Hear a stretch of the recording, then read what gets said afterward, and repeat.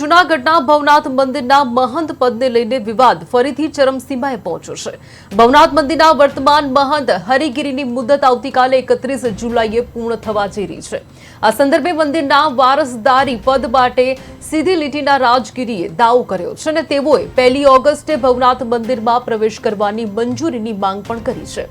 મહત્વનું છે કે રાજુગીરીએ માનવિક અપીલ કરતા કહ્યું છે કે મહંત પદ પર પરંપરા મુજબ નિમણૂક થાય અને કોઈ વિવાદ ઉભો ન થાય તે જરૂરી છે। આ મામલે રાજ્ય સરકાર દ્વારા પણ સાધુ પરંપરા જાળવી રાખવા અપીલ કરવામાં આવી છે। બીજી તરફ રાજુગીરીએ વિડીયો જાહેર કરી આત્મવિલોપનની ચીમકી પણ આપી છે। મામલાની ગંભીરતાને ધ્યાને લેતા આવતીકાલે રાજ્ય સરકાર ભવનાથ મહંત પદના મુદ્દે નિર્ણય લેશે। મહત્વનું છે કે છેલ્લા 2 વર્ષમાં મહંત હરિગીરીના કાર્યકાળ દરમિયાન અનેક વિવાદો સામે આવ્યા હતા, જેને લઈને આ વખતે યોગ્ય અને પરંપરાગત પદ્ધતિથી નિમણૂક થવી જોઈએ એવી માંગ ઉઠી રહી છે।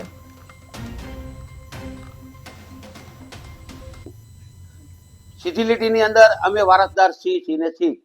અમે આજ 10 વર્ષથી અમે જો આ ભવનાથ મુચકુન હાટવું અમે લડાઈ કરી રહ્યા છીએ। સરકાર શ્રી કે અમારો કેમ ન્યાય નથી કરતા। અમારી પાસે બધા પુરાવા છે, અમારી પાસે બધા લખાણ છે, અમે ગુરુ શિષ્યની અંદર ના અમારી પાસે પુરાવા છે, તો સરકાર અમને કેમ અન્યાય કરી રહી છે એ અમને કાંઈ ખબર નથી પડતી।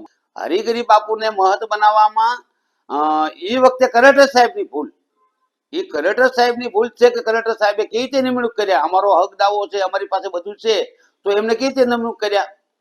તો અમારા પરિવારમાં ગમે તેને નિમણૂક કરવો જોઈએ ને। 2 ભાઈઓ હોય 4 ભાઈઓ હોય, ઝઘડો કરે તો કઈ બીજો તો ન લઈ જાય ને, એના છોકરાને દેવું પડે ને, બીજાને દેવો।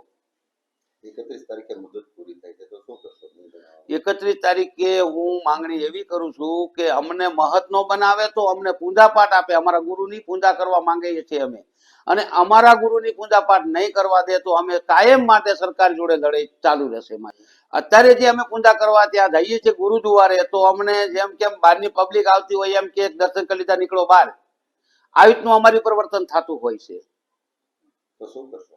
હવે તો અમે સરકાર અમે લડાઈ કરશું। છેલ્લે નહીં સરકાર માને તો અમે તો માનવાના નથી। અમારો ગુરુદ્વારો છે, અમારી પાસે હકદાવો છે, સીધી લીટીના વારસદાર છીએ, અમારી પાસે તમામ પુરાવા છે। પુરાવા સાથે અમે સરકાર શ્રીને કહીએ છીએ, તે સરકાર શ્રીને નહીં કરે તો અમે હાઈકોર્ટ લગી હવે રાજુગીરી જશે। સીધી લીટીની અંદર અમે